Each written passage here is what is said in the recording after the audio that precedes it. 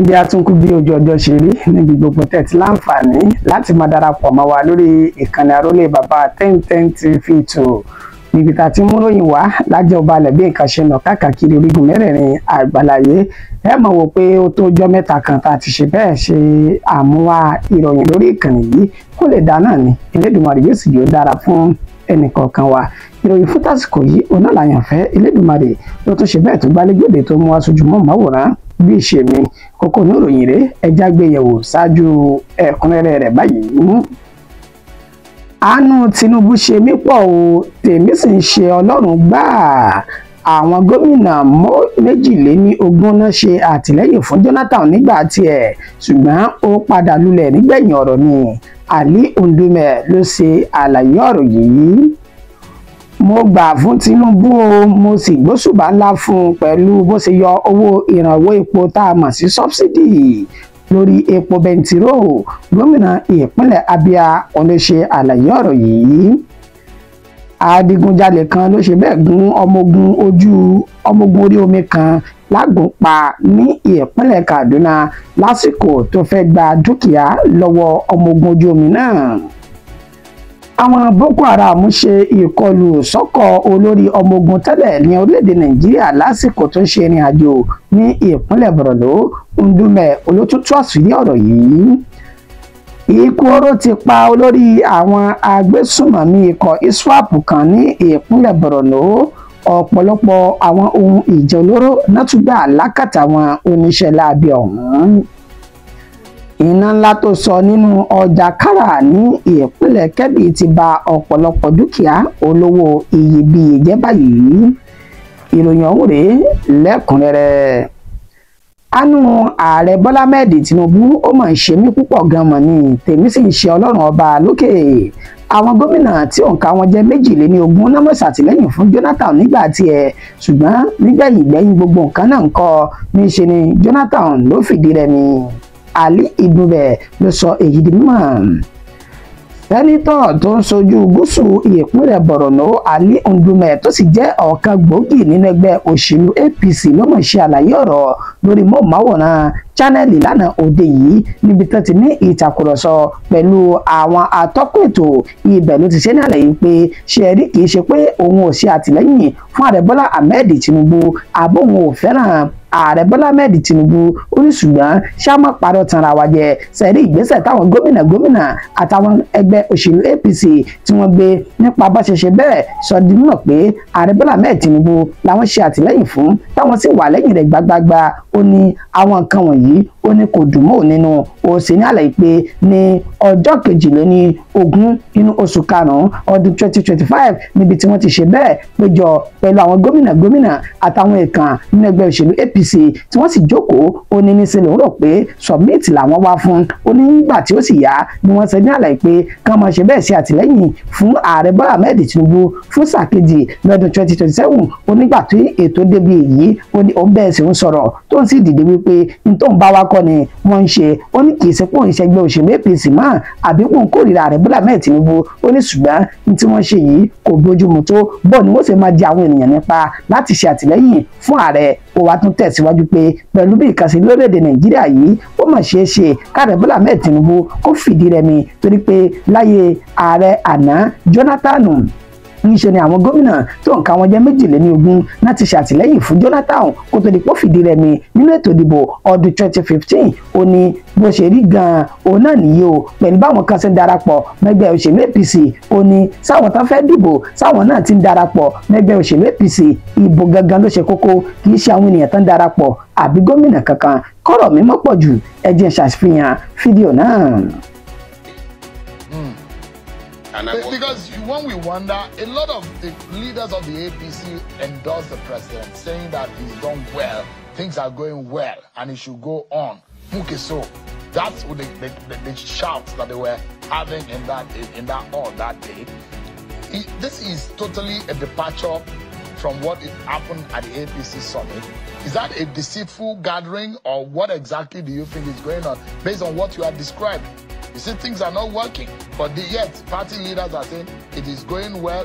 The president deserves automatic ticket. Well, as I told you before, I made my mind. I was there. But that was not why I was there. I was there for a summit. And when I realized that it was not a summit, and the voice vote was put about the endorsement of Mr. President,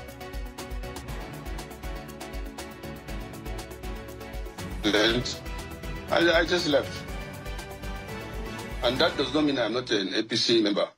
The majority had its way, and maybe I'm even more. Few of us, felt that was not right. But you look at it again. As a senator, I was not. You look at it, within the party, there were endorsements for the president. Outside of the party, there are defections into the party. So the party is saying, even not for the performance of President Bola Tinubu and the APC, new entrants will not be coming into the party. No, I don't think that is it. I don't think so. It happened before, not once, not twice. It happened during Jonathan. It happened when again? That does not... You see, what I see there is that politicians are decamping, but the people who are the voters are not decamping. So what is happening politically is not in tandem with what is on the ground, what the Nigerian people can feel. Thank you, that's it. Is the president aware that this is a political gimmick or this is a political deceit that is going on the way you have described? Ẹ káàbọ̀ padà.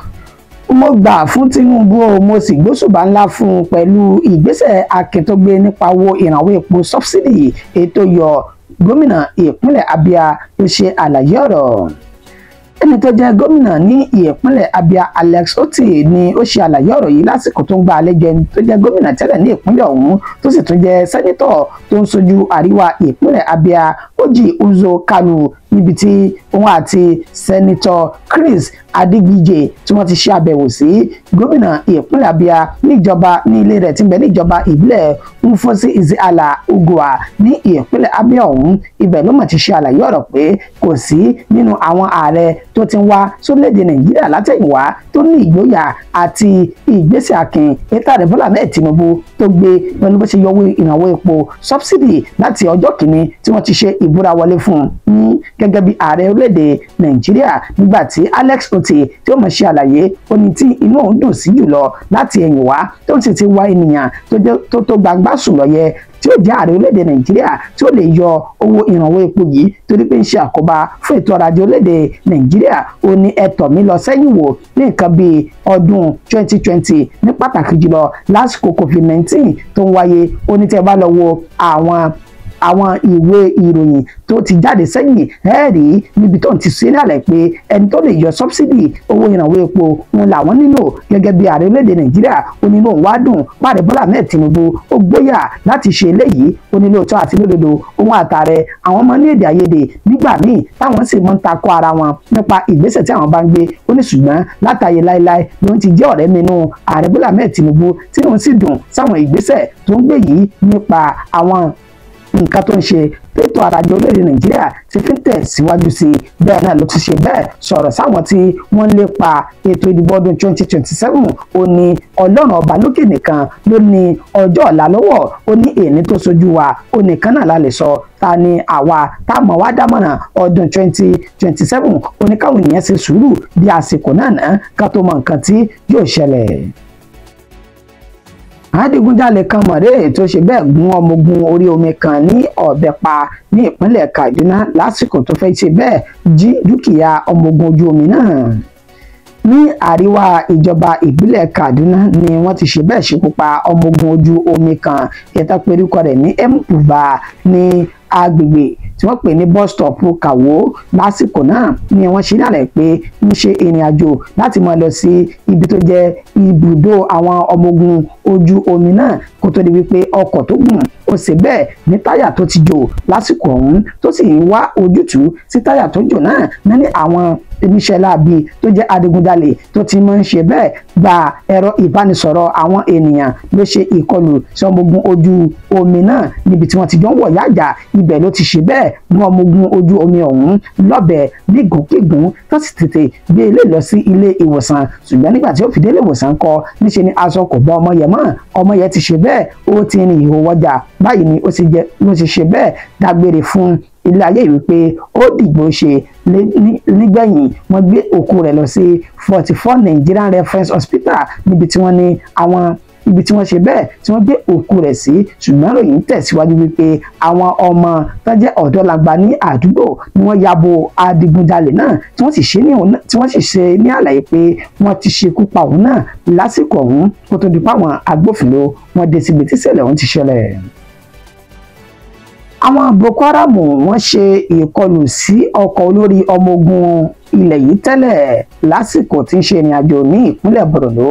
Ndume ló tú àṣírí ọ̀rọ̀ jáde lásìkò tí Ali Ndume tí wọ́n ní ìtàkùrọ̀sọ pẹ̀lú rẹ̀ lórí móhùnmáwòrán chánẹ́ẹ̀lì náà ló tún ti ṣe bẹ́ẹ̀ fẹnu fọ́gbà yánga nípa àṣírí ọ̀rọ̀ tó tú síta wípé ètò ààbò orílẹ̀-èdè Nàìjíríà pàtàkì jùlọ ní ìpínlẹ̀ Borno ó ti ṣe bẹ́ẹ̀ mẹ́ẹ̀ ju bí ó ṣe tọ́ àti bí ó ṣe yẹ lọ. Nígbà tí ó máa sọ̀rọ̀ ní ojú móhùnmáwòrán náà ó ní ṣe mọ́tàn yín lọ́jọ́ Ẹtì tí ń ṣọjọ́ Jímọ̀ ọ̀sẹ̀ tí a lò sẹ́yìn yìí lásìkò tí ẹni tó jẹ́ olórí àwọn ọmọ ogun orílẹ̀-èdè Nàìjíríà tẹ́lẹ̀ èyún Lieutenant General Tukur Buratai tó ń ṣe ìrìn àjò pẹ̀lú àwọn ènìyàn tán ṣe bẹ́ẹ̀ kọ́wọ́rìn pẹ̀lú rẹ̀ ní ikọ̀ Boko Haram náà ṣe ìkọlù sí ní iwájú ibùdó àwọn ọmọ ogun tí ń bẹ ní ìpínlẹ̀ Borno níbi tí wọ́n sì ṣe ní àlàyé pé ọpẹ́lọpẹ́ pé àwọn ẹ̀ṣọ́ aláàbò tán wà pẹ̀lú Buratai ó ní wọ́n ṣe bẹ́ẹ̀ dúró gbagbagba tán sì kọjú ìjà sí àwọn Boko Haram náà.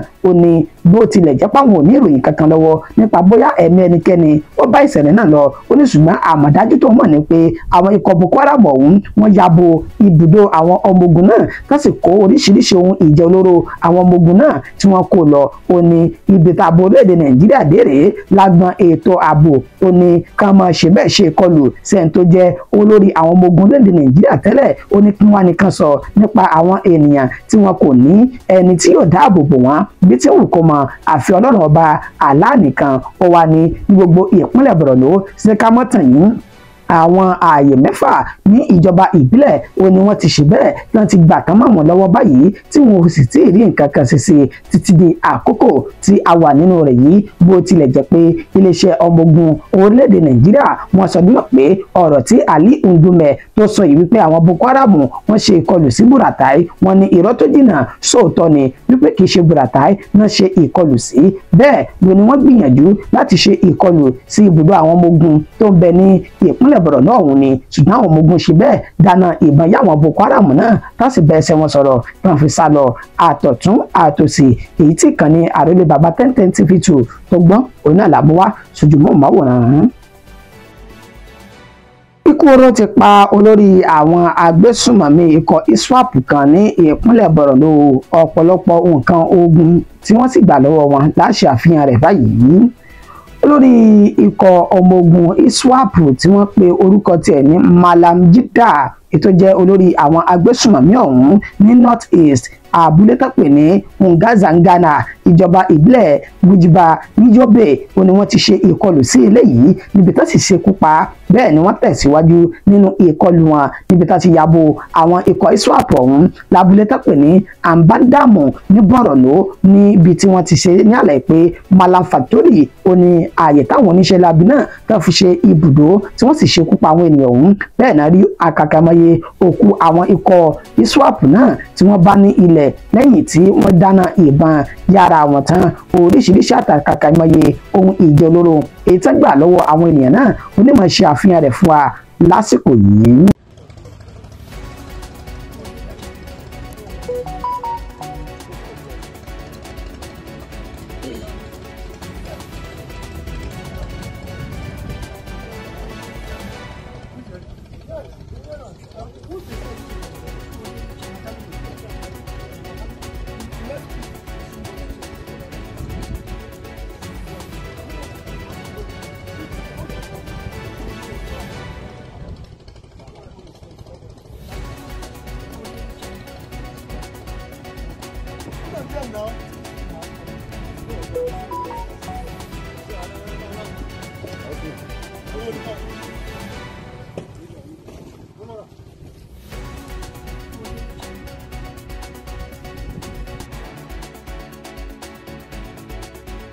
Ẹ káàbọ̀ padà.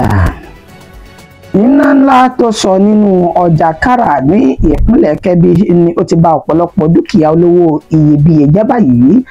Lánàá tí í ṣe ọjọ́ kẹjọ inú oṣù kẹfà ọdún tí a wà nínú rẹ̀ yìí ní ìṣẹ̀lẹ̀ láabi náà ó wáyé ní ìsọ̀ pákó Wood and Timber Market èyí tí wọ́n pe orúkọ ọjà náà ní Kárà ní Birni Kebbi níbi tí wọ́n ti ní ìjàmbá iná náà tó sọ ó ti bà ọ̀pọ̀lọpọ̀ dúkìá olówó iyebíye tó ti bàjẹ́ báyìí nígbà tí ọ̀pọ̀ dúkìá tí ó sì ti ṣe bẹ́ẹ̀ tó ti ṣòfò dànù. Gẹ́gẹ́ bí ìròyìn náà bí ó ṣe ti ń tẹ̀ wá lọ́wọ́, wọn kò rí àkọsílẹ̀ ẹnikẹ́ni tó bá ìṣẹ̀lẹ̀ náà lọ, ṣùgbọ́n dúkìá olówó iyebíye ó bàjẹ́ lásìkò tí iná náà tó sọ jíjó tó sọ di orin ní ìpínlẹ̀ Kebbi.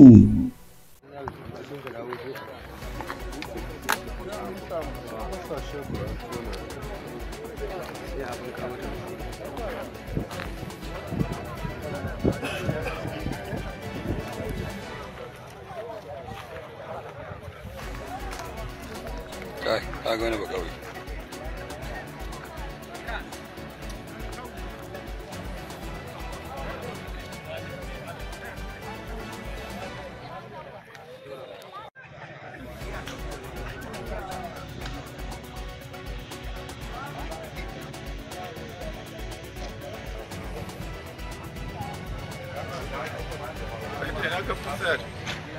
Ìdùn kó pọ̀ ṣókí òní ọbẹ̀ ògè mọ́dẹ̀mọ́gẹ̀ kí fìlà má kọjá ìpín ìpéjú. Ìròyìn wa kò jù báyìí lọ fún ti àsìkò yìí. Oníyẹn ṣe ọlọ́bẹ̀ ṣe yìí tẹ́ bá mi jẹ́ ẹkú àìbínú títí di ìgbà tó ti máa padà mú ròyìn mi wá lórí ìkànnì aláyọ̀ tá a jọ wà yìí. Àyànfẹ́ Elédùmarè òun ló kọ tèmi jẹ́. Ó dàbọ̀ o. Which you are describing it. Perhaps these people are not allowing the president to function optimally the way Nigerians hoped for. Who are these? Do they have names? What are their titles? You mean their titles? And their names? I know them, and I'm not going to mention them. You too, you know them. And you are supposed to be the one that should mention them because that's your work. He who alleges a senator, you are the one who is saying that there are kleptocrats in the government. No. And would like to know. No assumptions here. Let me tell you, if you had experts or the right people in the government, things would have been done right. Things are not being done right now. Government, I still believe that the president did not take power in order to make Nigerians suffer. No.